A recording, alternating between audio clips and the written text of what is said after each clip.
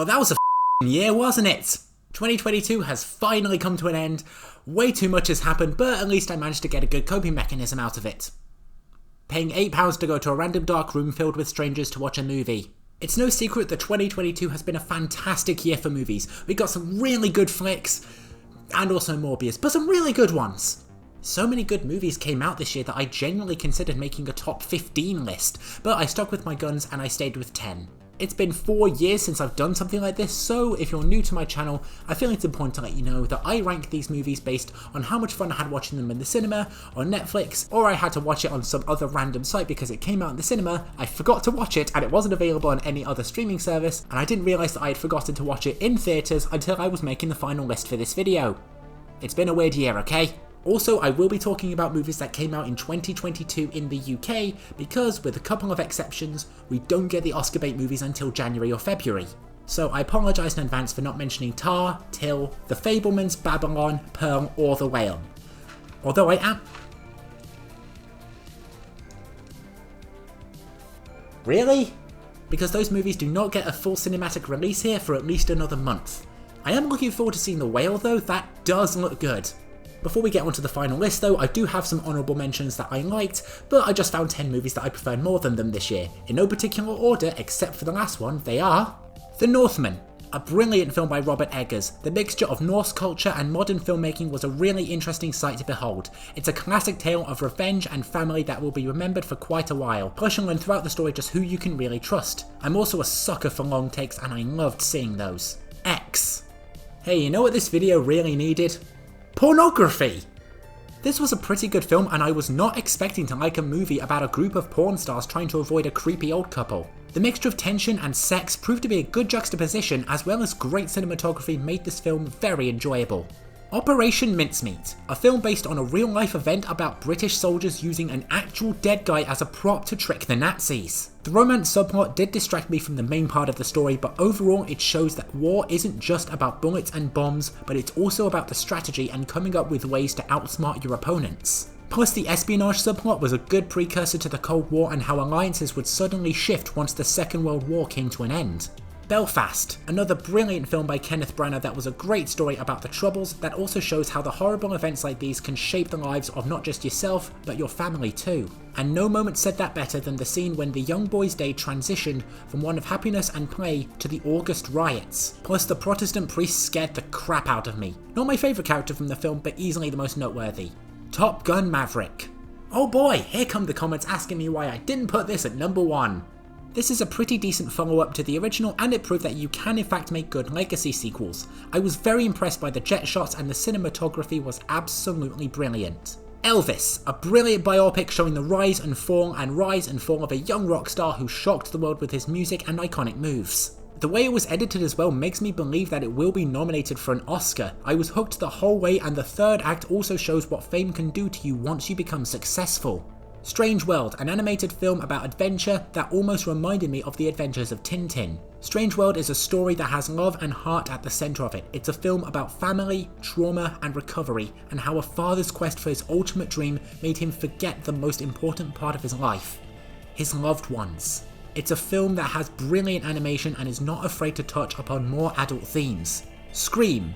This was the first film I saw in 2022 and I had a blast watching it. The twists and turns, multiple homages to horror and thriller movies and the interactions between the characters made this a really fun time in the cinema. The tributes to the original Scream made sure that Top Gun Maverick wouldn't be the only legacy sequel in this video. And Weird, the Al Yankovic story. A thrill ride from start to finish, openly taking the piss out of the biopic genre. It's easily the weirdest film of the year. If I was to do a top 11 list, Weird, the Al Yankovic story would have been my number 11. It was absolutely hilarious and one of the best comedy movies of 2022. I'm not done there yet. Alright, now that that's all out of the way, let's get on to the main part of this video. It's finally time to begin the list. Let's start off with number 10.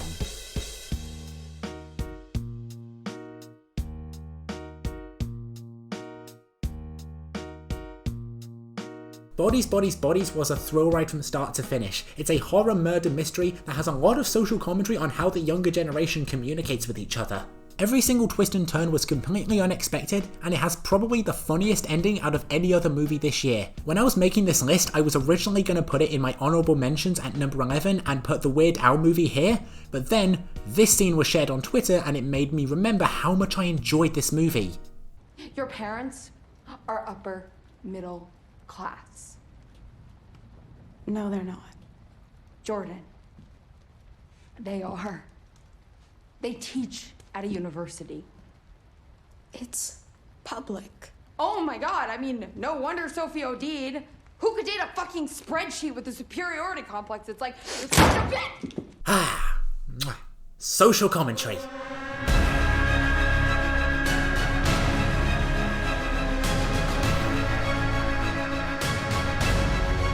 Given the current slate of MCU content, it really shouldn't surprise you that this is the only Marvel movie I'm bringing up on this list. The first Doctor Strange brought forward the idea of bending reality, and Multiverse of Madness expanded that further. It showed that there is way more to reality than what meets the eye, and we got to see various different universes with alternating looks and colours. Wanda Maximoff was the best part of this film. Her storyline is about someone whose grief drove her mad, and she tried to do whatever she could to bring her loved ones back, even by literally massacring people. Just like Bodies, Bodies, Bodies, I was almost considering putting this in the honourable mentions until I remembered the scene where Doctor Strange fights himself and throws musical notes around. Even though the MCU has been on a major decline over the last year or two, at least we have this.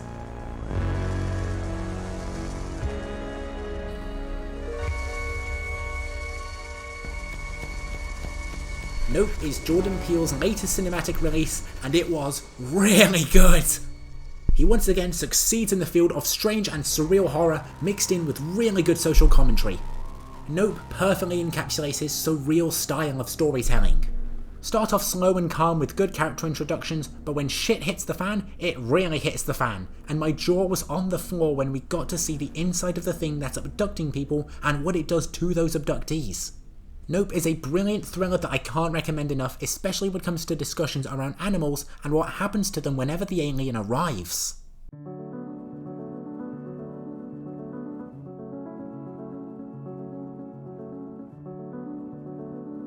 If you know me personally, then you would know that I absolutely adore stop motion animation. One of the first pieces I ever made was a film about the theory of evolution, and I had Kubo and the Two Strings Down as my favourite movie of 2016.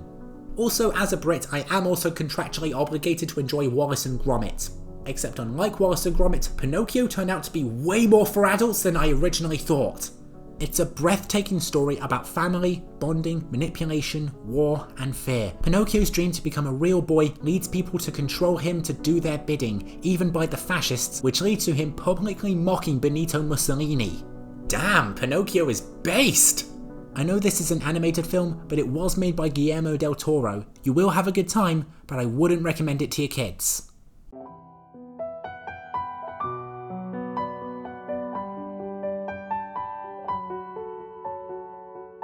All Quiet on the Western Front is brilliant and intense, but it's also harrowing.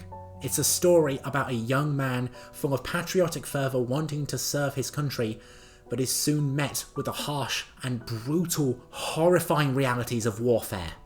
These truths are shown through some amazing action sequences, some of which are done in one long continuous shot, as well as some amazing dialogue showing the serious and political side of the story.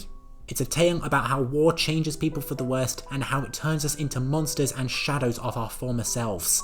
Over the course of the film, Paul sees how one of the deadliest conflicts in human history is nothing more than a nightmare for his friends on the front lines. All Quiet on the Western Front is a film that does not hold back and is not afraid to be brutal if it needs to be. The most important lesson we can learn from this is that war is not something to glorify.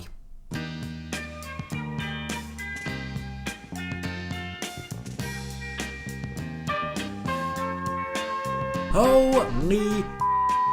This film kept me hooked the entire way. Everyone is on that train for a reason, and there are so many twists and turns that it kept reminding me of the Community Conspiracy Theory episode. Every character also has their own individual colour scheme, and it was always changed depending on who the focus is at that moment. It's a movie about money and friendship, but also trauma and fear. The wedding flashback was scarier than any other horror movie I've seen all year, and I wasn't expecting Thomas the Tank Engine to be brought up so many times during this film, and yet it ties into the final act very well. Yeah, you heard me right, Thomas the Tank Engine. Also, I would kill for more dialogue between Lemon and Tangerine. Their friendship really helped to make this film as good as it was. I cannot recommend this film enough.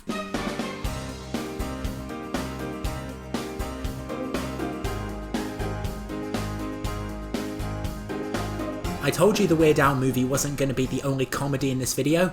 What an amazing experience this was. Nicolas Cage is playing a fictionalized version of his most iconic roles. The man is so insane in all of his films that should be the only explanation I need to give in order to convince you to watch this. I was excited for this the day it was announced, and it really paid off. The Unbearable Weight of Massive Talent is both a story about a broken man in mountains of debt attempting to repair his relationship with his children, and it's also a film that does not take itself seriously. There are scenes where it knows just how ridiculous it's being. It's a beautiful and hilarious amalgamation of the two that had me laughing my head off at multiple occasions.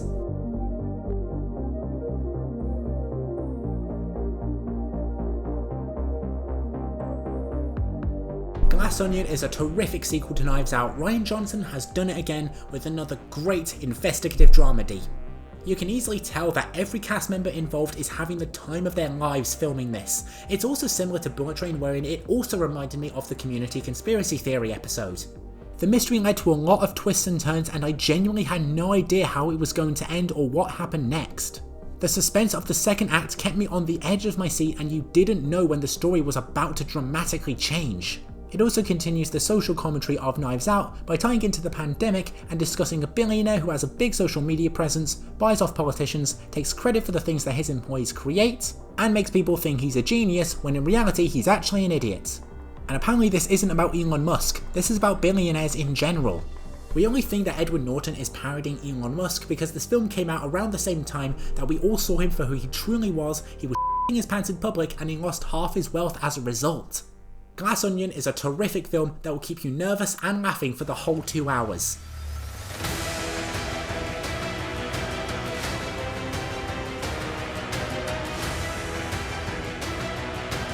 Fan-bloody-tastic. The Batman is drastically different to Christopher Nolan's Dark Knight trilogy and Ben Affleck's Batman.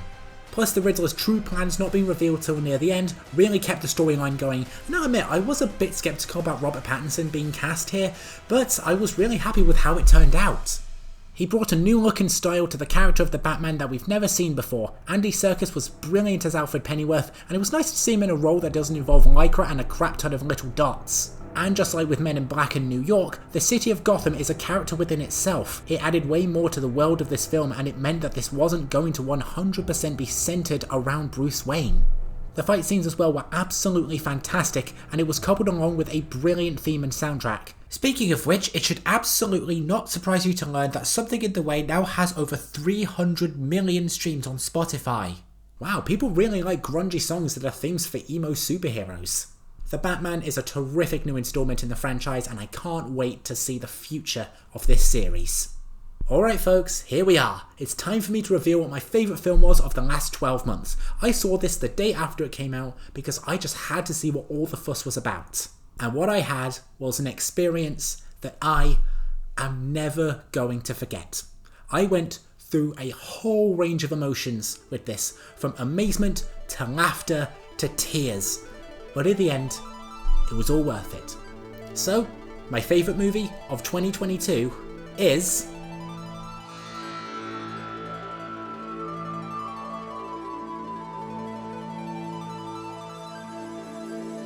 Everything Everywhere All at Once is an experience that I am never going to forget. Everything about this film is absolutely incredible. It's a multiversal martial arts film that has some of the most incredible but funniest fight scenes I've ever seen. It has Jamie Lee Curtis jumping down a flight of stairs in an attempt to kill Michelle Yeoh, a fight sequence involving way more dildos and butt plugs than necessary, as opposed to the usual necessary amount to include. Above all else, this movie is a story about how your love for someone or a family can spread across multiple timelines and through various universes, and it is mixed in brilliantly with drama and almost animation style theatrics. Like 1 minute I could be having an amazing time watching a very well coordinated fight scene, and the next I would be crying over the part where Waymond is explaining to Evelyn that he would be more than happy to get rid of the celebrity lifestyle just to spend a future with her. 尽管离家让我心碎，我想告诉你，如果有来生，我还是会选择和你一起报税，开心一点。 Everything Everywhere All at Once is such a massive thrill ride. There are countless Easter eggs, including one where you see the post-production team for a split second. The use of colour and music and how they use to express the characters' emotions and the intense situations around them, Waymond's sudden transformation into a martial arts master, and it's all shown through security camera footage. The fact that I started crying over a couple of rocks talking to each other through text on screen. Everything revolves around a bagel! Ah! Oh my god, I'm going through so many emotions right now. Maybe I should do a video on this movie. If you have not watched this film yet, then I urge you to do so. It is breathtaking and an insanely emotional experience that you will never, ever forget. And so folks, that is why Everything, Everywhere, All at Once is my favourite movie of 2022. Alright, that was my first top 10 video for 4 years. I'm very glad I was able to make something like this. I'm glad I was able to see loads of movies in 2022, but my goal for this year is to go and see more independent films because I really feel like that was something that was missing here. That's something I'm definitely going to do over the coming 12 months. I found it very interesting watching other YouTubers' favourite movies of the year lists. I found some similarities, but there were also some in their lists that did surprise me. If you like this movie, then feel free to let me know what your favourite films of the last 12 months were, and I'm really looking forward to cinema this year. In particular, Dungeons & Dragons Honor Among Thieves, Oppenheimer, and Spider-Man Across the Spider-Verse. Those 3 are the ones that I am the most excited about. I cannot wait for those. Tartarus Pictures will be returning in 2023, and I'm actually working on some content at the moment that I think you're all going to like. Thank you all very much for watching this video. I hope you had a lovely holiday season, and I wish you all a fabulous 2023. Good night, folks.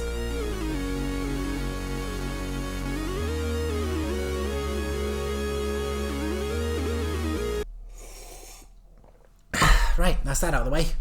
What else is coming out next year? Oh, for God's sake!